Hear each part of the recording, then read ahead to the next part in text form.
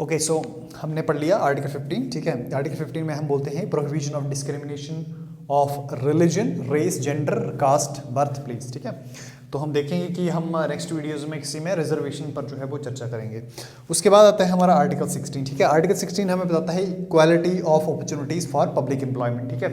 कि कोई भी जो नौकरी है, ठीक है, सरकारी विभाग में वो जब निकलेगी तो उसके लिए बाकायदा जो है वो कोई नोटिफिकेशन जो है, पब्लिक नोटिस जो है वो दिया जाएगा, ठीक है। ऐसा नहीं हो सकता कि सरकार जो है उस वैकेंसी को जो है वो ऐसे ही, ठीक है, कि किसी का कोई मंत्री जी का है ना, कोई चाचे लाइक बेटा है, ठीक है, या मंत्री जी का भतीजा है, ठीक है, उसको नहीं दी जा सकती, ठीक है। उसके लिए बाकायदा सरकार को जो है पब्लिक का नोटिस जो है वो डालना पड़ेगा, ठीक है।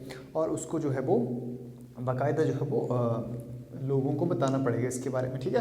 तो हर किसी को जो है उसमें अप्लाई करने का अधिकार होगा, ठीक है।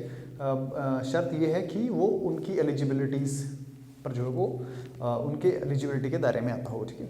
उसके बाद आता है हमारे पास आर्टिकल 17, ठीक है, एबोलिशन ऑफ अनटचेबिलिटी, ठीक है, कि किसी भी तरह की जो छुआछूत है उसका जो है वो अंत किया गया है, ठीक है।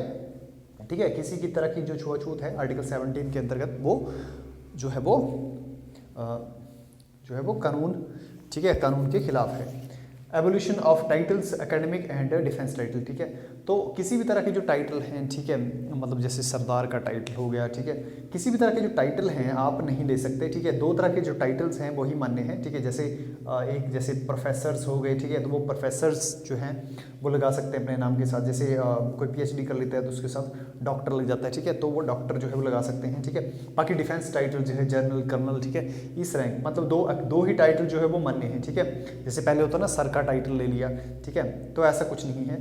एकेडमिक्स और डिफेंस टाइटल ही मान्य है, ठीक है। तो आई होप कि आप लोगों को समझ में आया होगा, ठीक है। मौलिक अधिकारों का जो विचार है वो हमारे अमेरिकी संविधान से लिया गया है, ठीक है। किससे? अमेरिकी संविधान से लिया गया है, अमेरिका का जो संविधान है उससे लिया गया है, ठीक है। और इसको जो है वो मैग्ना कार्टा पार्ट 3 को, ठीक है, जिसमें मौलिक अधिकार रखे हुए हैं उसको Magna carta of the Indian constitution बोलते हैं, ठीक है। मैग्ना कार्टा जो है वो वास्तव में जो हमारा ब्रिटिश कॉन्स्टिट्यूशन है उसकी समरी जो है, ठीक है, उसका जो ब्रीफ है उसको कहते हैं, ठीक है। तो मैग्ना कार्टा जो है वो भाग 3 को कहते हैं और ये जो मौलिक अधिकार हैं वो हमारे अमेरिकन संविधान से लिए गए हैं। तो आई होप कि आप लोगों को समझ में आया होगा, ठीक है। मिलते हैं नेक्स्ट वीडियो में, तब तक जय हिंद।